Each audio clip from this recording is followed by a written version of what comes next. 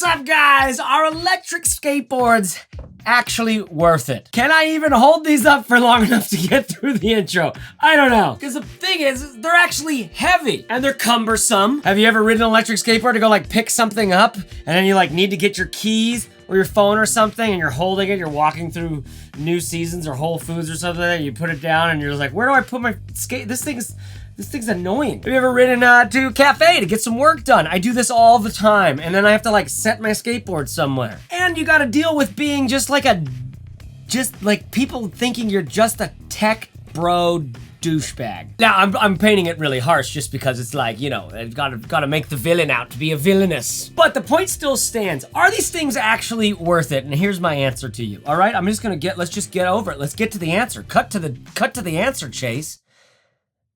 Oh yeah. Hey, what's up, guys? Had to interrupt as I'm editing this video because my friend Martin is trying to get us some discount codes for you to use. So check the description below in YouTube to see if there's any coupon codes to get a description to get a cheaper version of the board. Okay, let's get into to get a version of the board. No, to get the boards for a cheaper price, for a discount. That's what typically is what people would use, is the word discount. All right, let's get back in the video. Oh yeah, these things are really fucking fun. I had no idea it was gonna be this fun. I had a friend reach out to me and he was like, dude, I can get you some electric skateboards to review if you'd like to do that. And I was like, yeah, let's try it. But I hadn't researched anything. I hadn't been interested in this thing. I see Casey Neistat running around. I see a bunch of tech bros running around. And I'm just like, I couldn't be arsed. I live in Portland, Oregon. I ride my bike around. I don't have any problems with that. I've got much more speed and much more classiness, I think. But anyways, the boards came and shit, dude.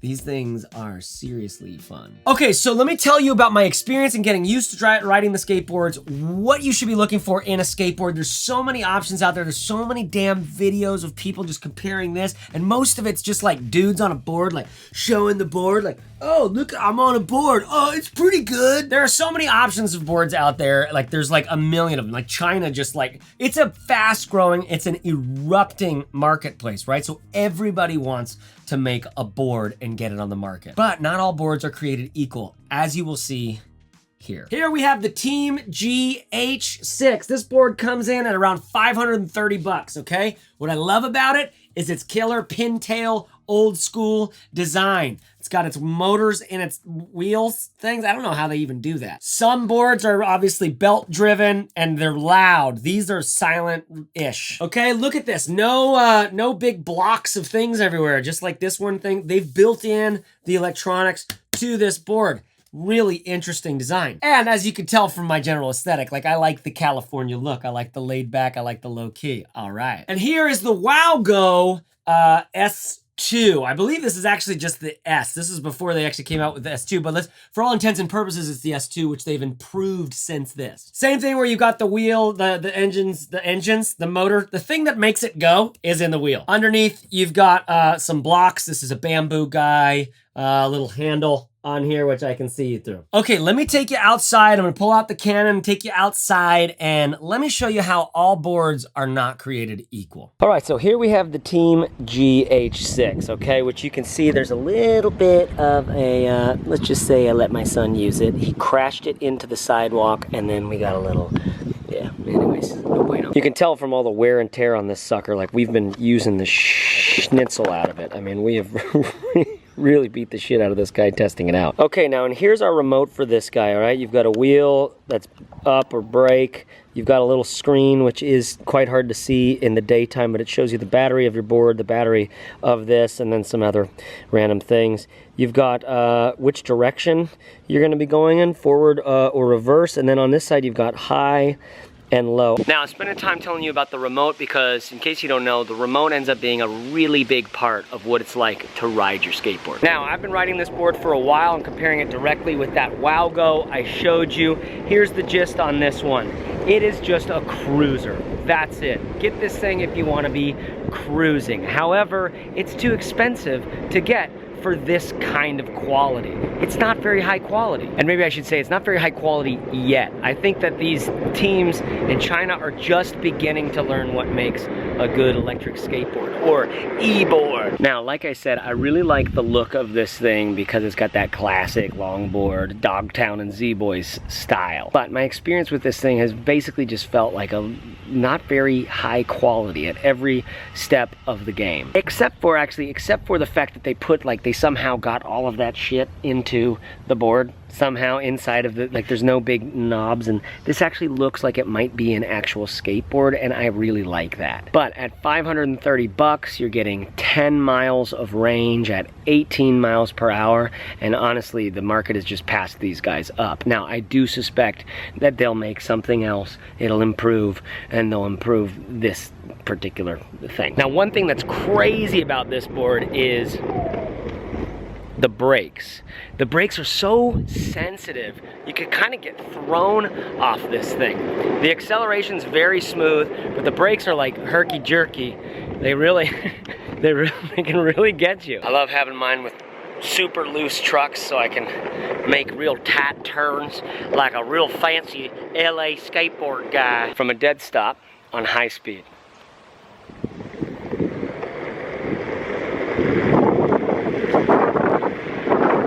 Very gradual. I don't have any problems with the speed. It just doesn't feel very torquey at all. Like, the acceleration is very gentle, and honestly, these things can get so dangerous. That's not a bad thing. So this is the Teamgee. Let's go switch it out for the Wowgo and see what the differences are. All right, so here's the Wowgo. You've got a different color grip tape down at the bottom to show you which way is the back.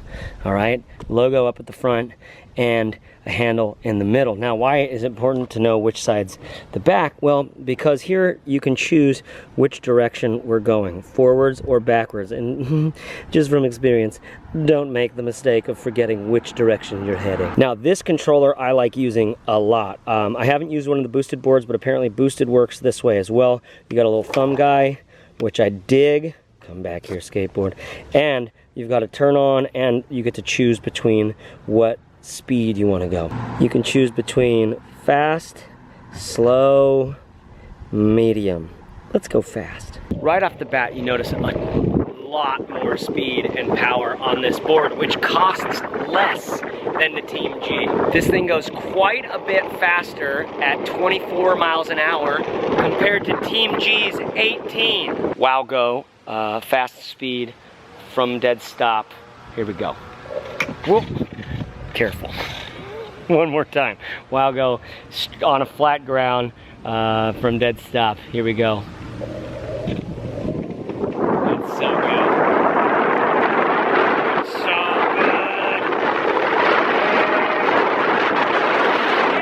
good. One of the things you're going to learn about these skateboards pretty quickly after getting on them is like, oh fuck, these are actually dangerous. Like, these go fast. Like, these are dangerous. But right behind that in your mind will be this, like, yeah, I know, but it's fucking exhilarating, isn't it? Because it is. It's totally exhilarating. It's utterly exhilarating. These things, it's such a fabulous way of transporting yourself, and you feel like you're snowboarding.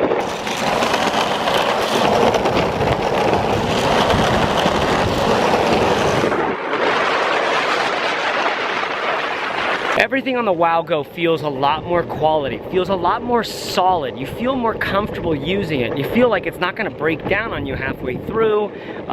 This is the kind of effect that you wanna get from the electric skateboard you go with. Even the braking feels better.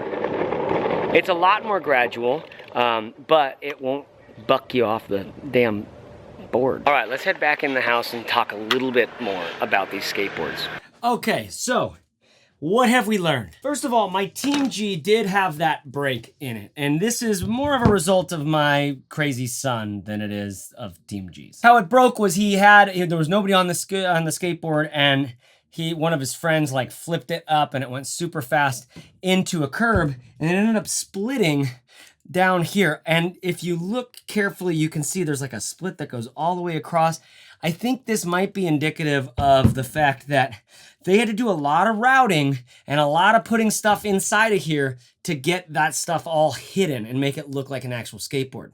To be honest, this is starting to look like really dangerous. Like, it's like I could see a break through this whole thing. It's sort of I don't, it makes me really scared to ride it. You don't want to feel that feeling when you have a skateboard. Now, I don't blame that on Teamgee. I think they're trying their best out there. For a cruiser, it's actually pretty great. It's the only one I've seen that has that kind of longboard aesthetic that looks really smooth and classic. It's the only one that I've seen that's that minimal in terms of where it puts its stuff. I think that's what the innovation is. However, I think if it could be cheaper, it'd be a better selling product, right? Because in both of these boards, we're actually talking about budget skateboards or boards. These are like nowhere near as expensive as like the actual badass skateboards that cost, you know, multiple upwards of $1,000 or more dollars. Now, at the time of making this video, for $440, okay, it's like money, but it's not so much money. You can get this board, which was an